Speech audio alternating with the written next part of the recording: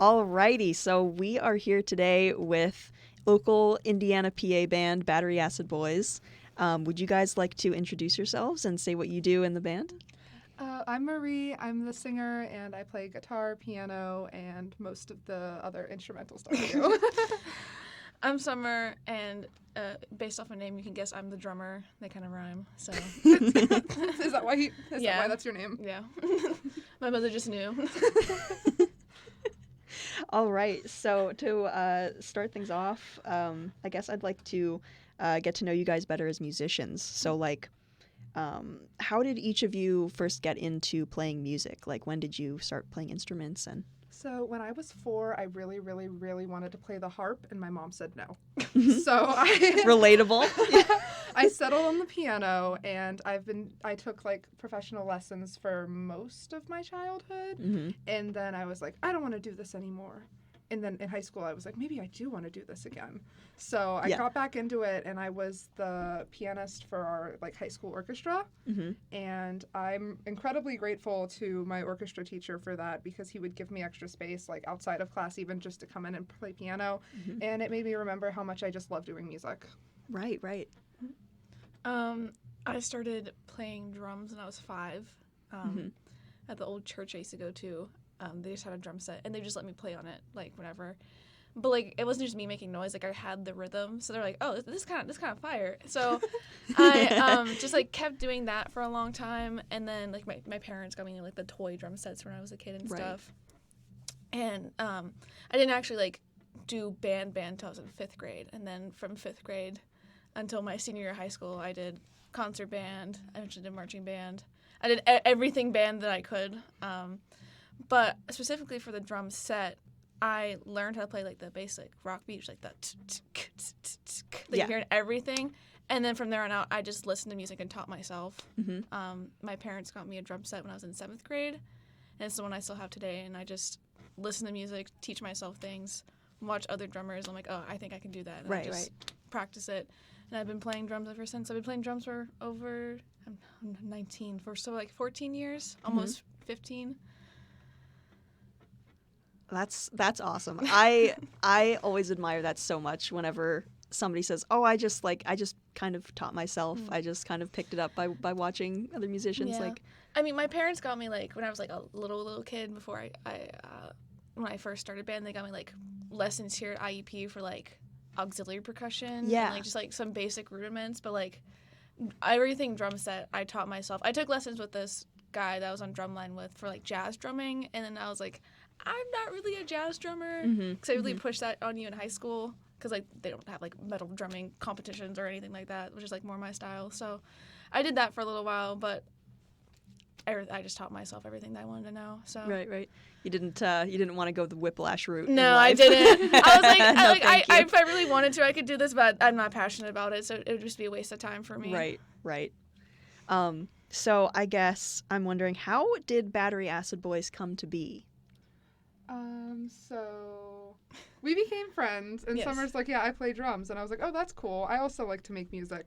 And we just kept going back and forth. Wow, it would be cool if we made music together for months. And didn't do it. Well, we didn't really the issue was we became friends and became closer spring last year, so spring 23, and obviously don't have drums up here or anything, and it's really hard if you're not a music student to get into a place with drums. We struggled with that last semester. Be like, can we please get in a drum practice room? Yeah, I ended up through student government, I ended up getting in contact with somebody who works in the band division of the school, and I was like, you know what? If I could get us a drum set to practice on, we could actually make music. And I sent a lot of emails. And they're like, no, you can't be in here. But and I said, please, and it worked. And then we got this tiny practice room that was so loud. We tried to practice, Marie would bring in her guitar, and then it'd just be just loud drum. You can't hear the guitar, drum. But it's the best we had. And then now I got a bigger room in the off-campus apartment I'm living in, and now I have my own drum set up here. So we can actually practice. So we can actually hear myself. It's great. So it just took getting the right tools to eventually actually start up the band. Yeah.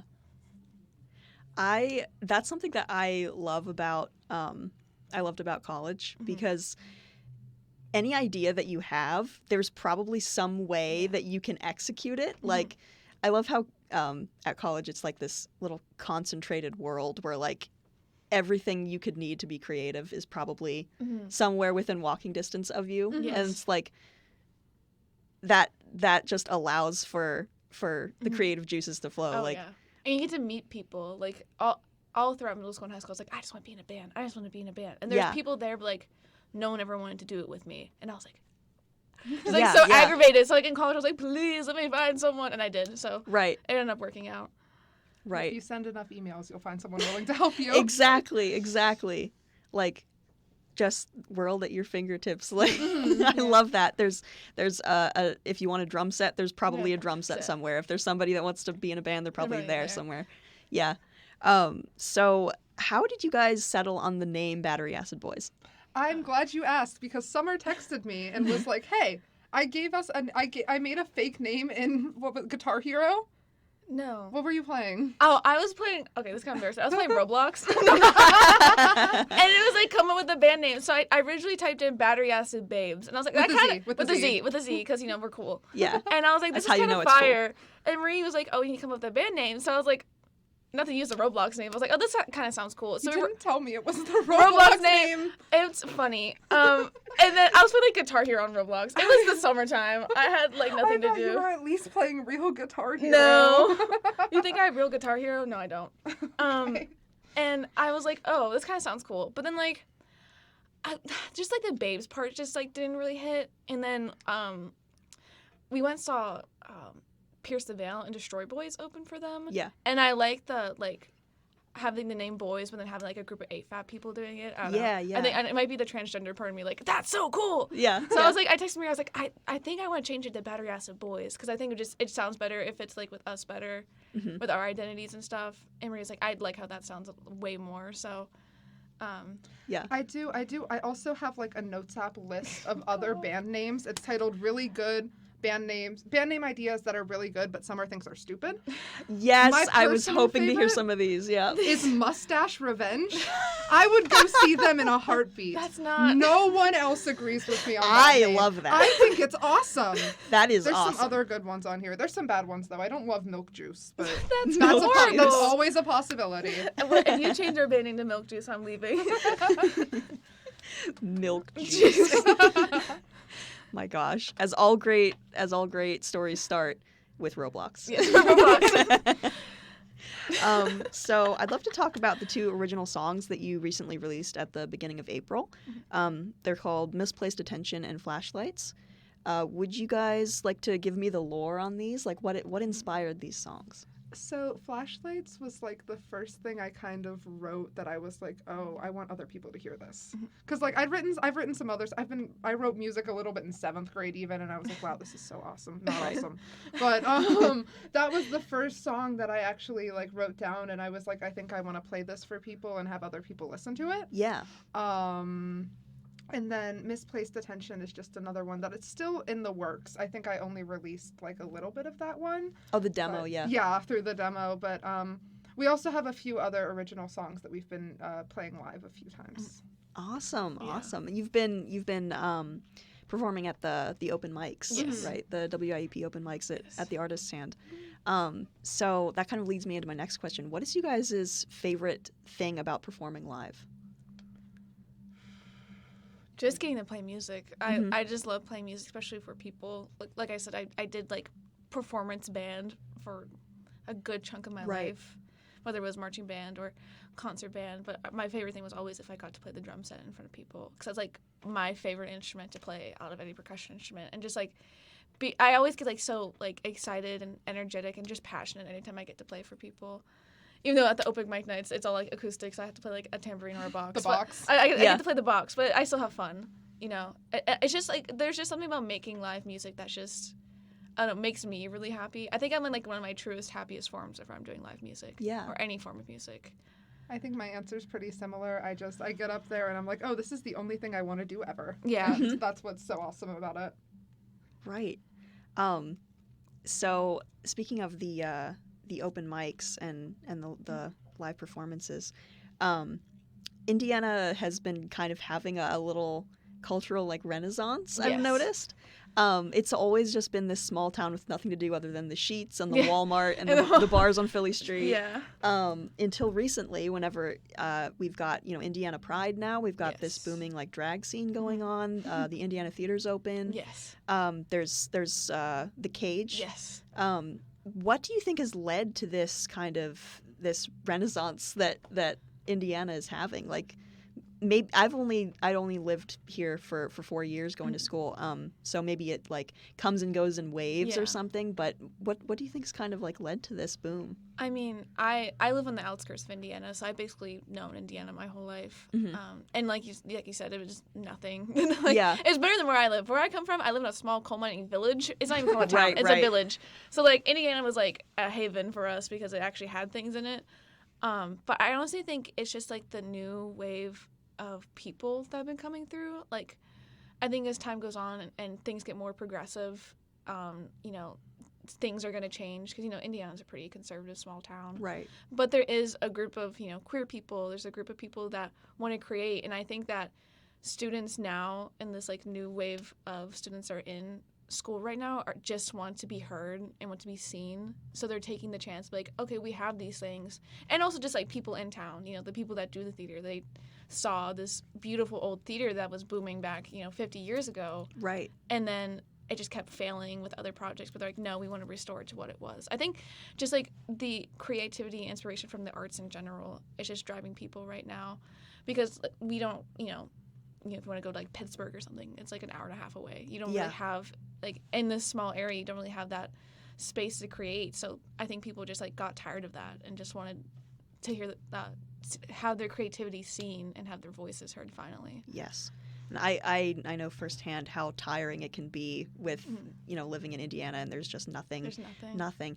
And I'd always looked at the Indiana Theater and been like, I wish that was something. Yeah. Like, this could be great. Mm-hmm. And whenever it reopened, I was like, this is gonna be Yeah. this is gonna be something. This is gonna lead to great things for the town, I think. Yeah. So that makes me want to ask, a kind of off topic from Battery Acid Boys, but you both are involved in IUP's drag club. Mm-hmm. And Indiana's like newly established drag scene at large. Could you kind of tell me about how you got involved with that? I personally got involved when a student put on drag shows last semester and just like put flyers everywhere, said, do you want to be a drag performer? Sign up. And I was like, oh, that's kind of crazy, because I've always seen drag and through like the media I consume and stuff, like seen it, and I thought it was cool, and part of me wanted to do it. I've always liked doing like performance-based stuff in general, so I was like, oh, this seems like fun, but I didn't really sign up for it because I didn't know like if anyone I knew was gonna do it. And then my one friend told me that he was doing it, and I was like, okay, I'll do it now. And then it was kind of funny. I didn't get an answer for weeks of whether I was in it, and it was 2 weeks before the show. I got, welcome to the show, and I was like, oh my god, 'cause, like, I've never done drag before. Like, the only makeup experience I had was like putting eyeliner in my waterline because I'm emo. Like, that's literally, I'd never done like full face makeup, and I didn't have any costumes. I had to do their makeup a few times. Yeah, like I had to like ask people like, can you please do my makeup, because I have no idea how to do it. And I remember going to like the thrift store and getting studs and like making a jacket, like sitting in my phone like, oh my god. But I got up on the stage and I was scared shitless because I've never done anything like that before. And then it was just so liberating. It was finally something that I could like express, a different side of me that, people don't normally see. Because like, people, my classmates will be like, I didn't know you were Bobby Bones. I'm like, yeah. They're like, it's so different than you in class. Because in class I'm sitting there like on my computer, quiet, not doing anything. And Bobby's just like eccentric side of me. I'm like, that's the great thing about drag, is that you can make, this character and express a part of you that people don't really know. And then, people don't know you under the makeup. Obviously, like now, because I've made the club and been the president and done so many performances, people can recognize me. But like, when you first start starting out, but depending on how much you change your look, people don't know who you are. So it's just like, it gives you like a place to escape for a little bit. But it's just been fun doing it, after Indigo Sparks, that was her name. She was the one that was putting on the shows. After she graduated, I was like, man, I don't really want these to go to waste, because, not only was it a great place for queer people and other people to, do drag, but a lot of people just enjoyed watching it and were like, oh my god, there's drag people on IEP, because we don't think that's going to happen on a place in Indiana. So I got together with my one friend, and we really brainstormed and like, we want to make this a club so that it's here, we can establish it, and it can last a lifetime after we're gone. Right. And we started it. It's officially been a year since we started it. It was, I think, sometime in March or April. We had our first meeting last year, and we've been going a year strong. We did our first full year of shows. We usually have like 3 to 2 shows a semester. We've been doing bingo.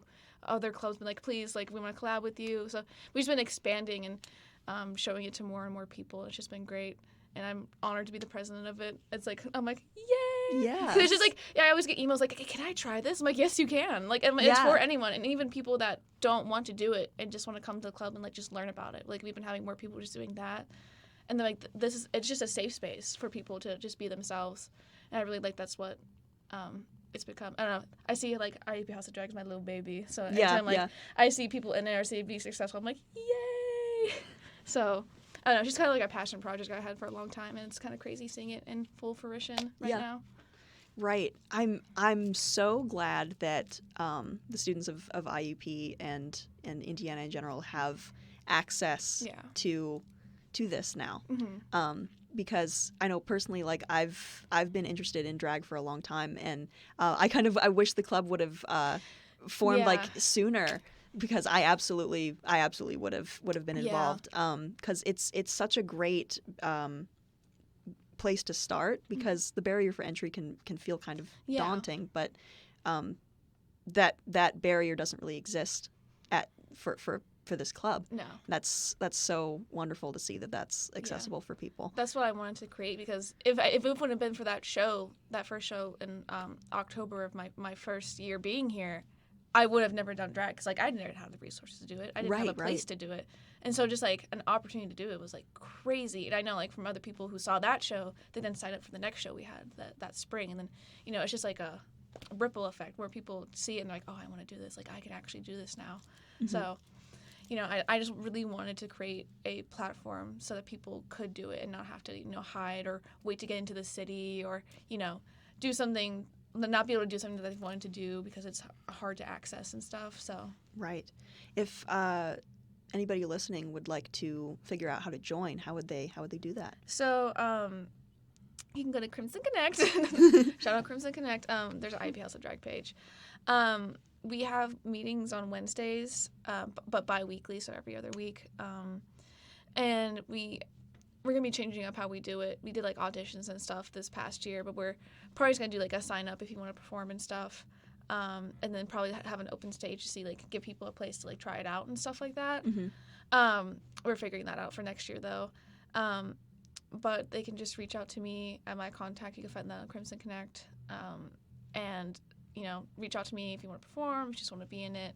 And then, once you get in, we can guide you and help you, because it is scary. Like, if you don't know how to do your makeup, we have kings, we have queens, we have drag creatures. Like, they do, like, the alt drag. We literally have, like, every style of drag that can help you. And, if you're scared of performing, we're there to watch you and to make you not feel judged, but to make you feel loved, Mm-hmm. So... We also have an Instagram account. I know I am so bad at using Crimson Connect, so it's so much easier for just. I don't know why I forgot the Instagram account. I was trying to. I think it's the student government part of me. So I was like, use the Crimson Connect. Yeah. There's also the Instagram IUP House of Drag. We post the same things we post on Crimson Connect there. We post when we're gonna have meetings. We post when we're gonna have shows. Mm-hmm. Even honestly, just coming out to a show and seeing what it's like for the first time is always great.